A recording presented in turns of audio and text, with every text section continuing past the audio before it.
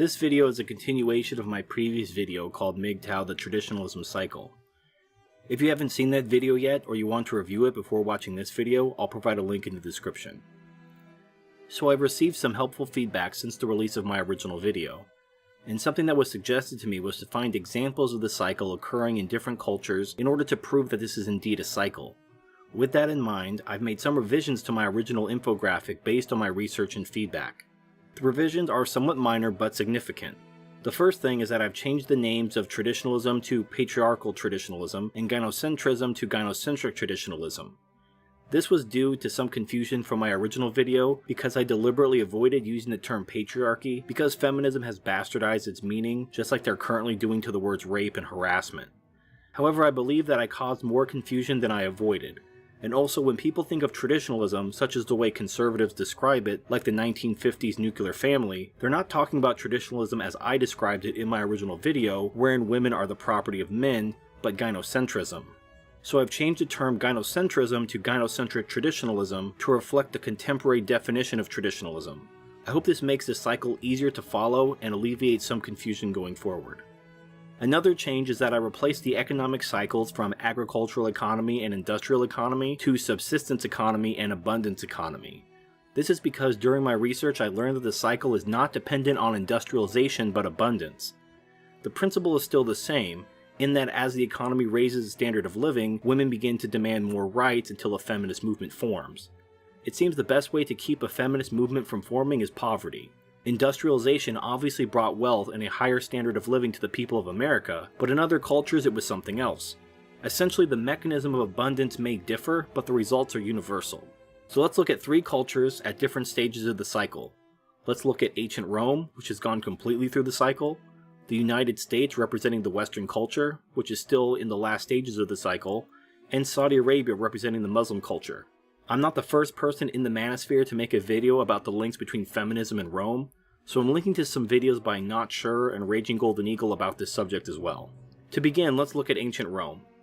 There were earlier civilizations, but records are rather spotty, and it's difficult to pin down historical events and separate history from mythology. Rome began in the patriarchal traditionalism state from an unknown time period before 700 BC to about 195 BC. The main characteristic of this era was a doctrine, patria potestas. I'm not a Latin speaker, I apologize. Which is Latin for power of the father. I'll just read the entry from the Encyclopedia Britannica regarding this doctrine. Quote, "In Roman family law, power that the male the head of the family exercised over his children and his more remote descendants in the male line, whatever their age, as well as those brought into the family by adoption, this power meant originally not only that he had control over the persons of his children, amounting even to the right to inflict capital punishment, but that he alone had any rights in private law. Thus, acquisition of a child became the property of the father. The father might allow a child, as he might a slave, certain property to treat as his own, but in the eyes of the law it continued to belong to the father." Unquote. I've heard some people in the comment section say that women never really submitted to their husbands, and that even in ancient times women ran the show through the power of vagina, but I disagree.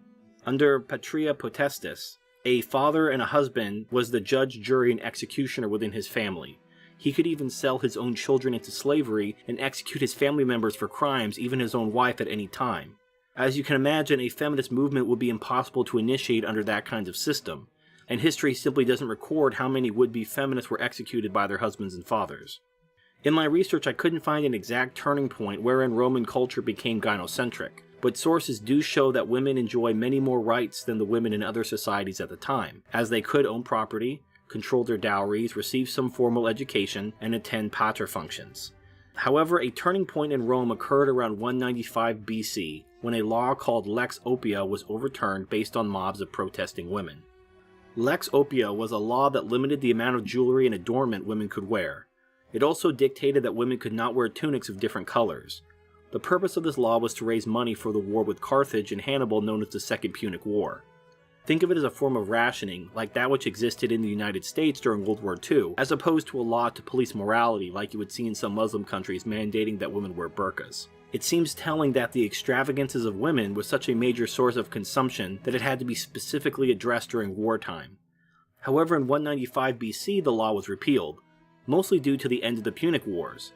The major opponent of repeal was Cato the Elder, who feared that the repeal would lead to, and I quote, "review of all laws concerning women, which your fathers used to hinder their recklessness, and through which the women were placed under the control of men." Cato was absolutely right, and less than 200 years later, Rome would see its own feminist movement.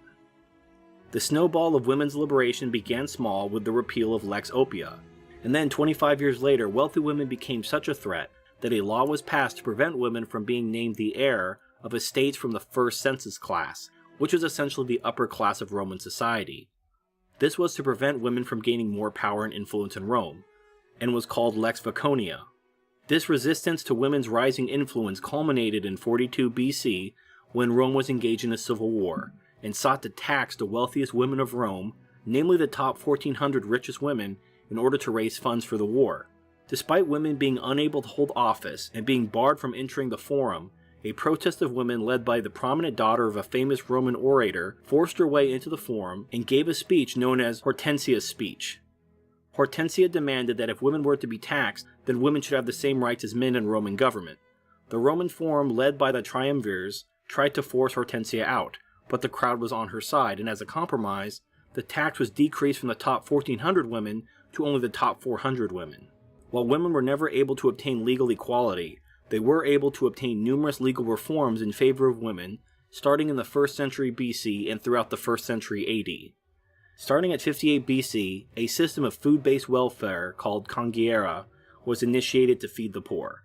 Welfare was eventually expanded to include monetary benefits around 100 AD by Emperor Trajan in a system called alimenta, which people will recognize shares the same linguistic roots as alimony.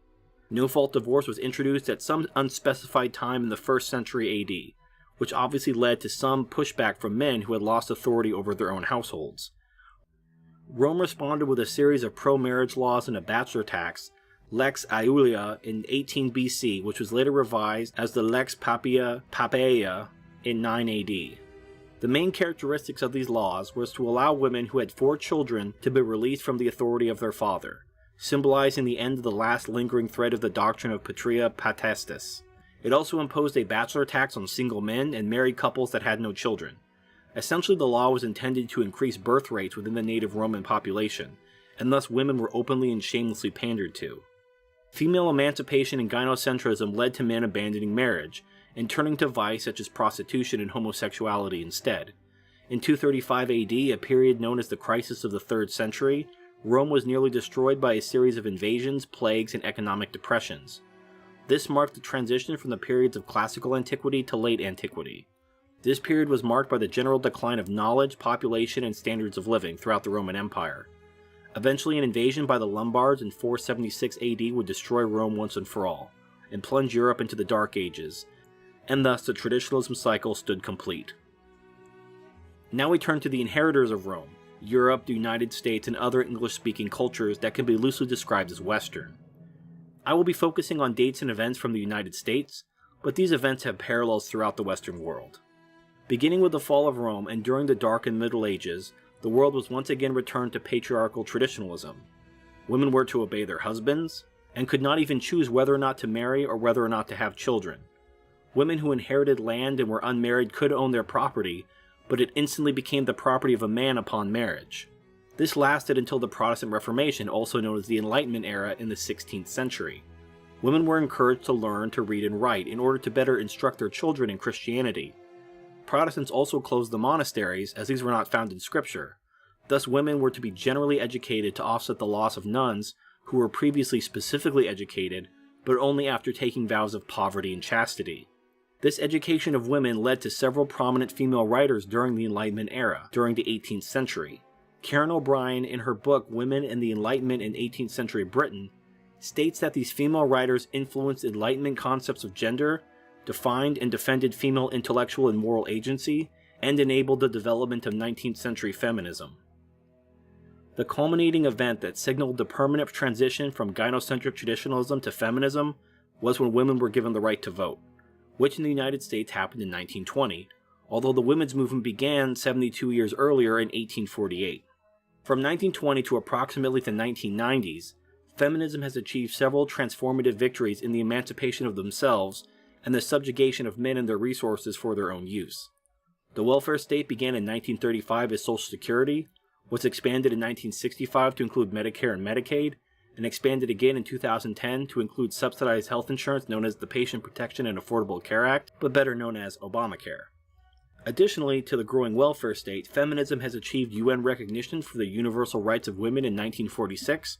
Although no word yet on when the universal rights of men will be recognized, sources advise not to hold your breath. No-fault divorce is one of the biggest changes in male-female relationship dynamics, which occurred in 1970. Title IX allowed schools to lawfully discriminate against men in favor of women in 1972, and affirmative action, which was originally intended to help black people in 1965, was hijacked by feminists in 1967. There are now over 80 welfare general programs, and almost 200 specific programs designed to help women and children specifically, and 0 designed to help men specifically. Women are also about 2 times more likely to use welfare in general, even if the entitlement is not gender specific.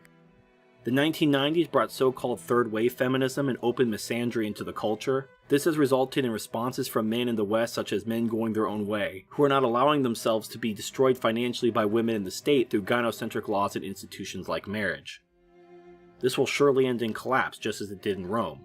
The birth rate is projected to be 0% by 2082, Social Security is projected to be bankrupt by 2033, and Medicare by 2024. How exactly it will end specifically is anyone's guess, but if you're fairly young, you're more than likely going to know firsthand within your lifetime.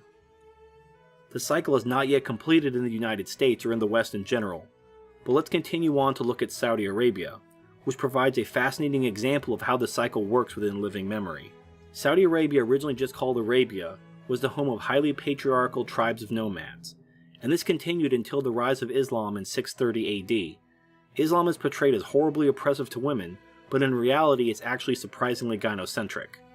I'll be quoting from the Muslim Women's League, which published a resource called An Islamic Perspective on Divorce. According to this resource, the man most definitely does not control the marriage, and it's fairly equal between the man and the woman. When a man initiates a divorce, it's called talq, and the man must remain with his wife for 3 months and not have any sex. If the wife is pregnant, the husband cannot leave until the wife gives birth, but cannot have any sex regardless. If the woman seeks a divorce, it's called something else, and unlike the man, she must petition a judge and show cause before she can be granted a divorce. This sounds like a far cry from no-fault divorce, but as I Am Serious will tell you, it's actually not that difficult to do. Hardly the barbaric club of He-Man woman haters that the West paints Muslims as. Saudi Arabia in particular has been fascinating to observe because while Islam in general is gynocentric, most Muslim countries, and specifically Saudi Arabia, are very traditional. Saudi Arabia is known for its so-called human rights violations due to laws such as not allowing women to drive or work without her husband's permission. However, in 2011, the King of Saudi Arabia has allowed women to begin voting in municipal elections starting in 2015, and expanded welfare programs the same year. Another interesting development is that the divorce rate in Saudi Arabia is skyrocketing and jumped 35% in 2011, the same year the king has begun to emancipate women. The feminist movement in Saudi Arabia is about to go off in real time. What comes next is anyone's guess, but the examples of the United States and Rome don't paint a rosy picture. So here we have 3 examples of societies that have or are fulfilling the cycle. Rome completed it, and the West is about to follow them shortly, along with the Muslim world within a few centuries.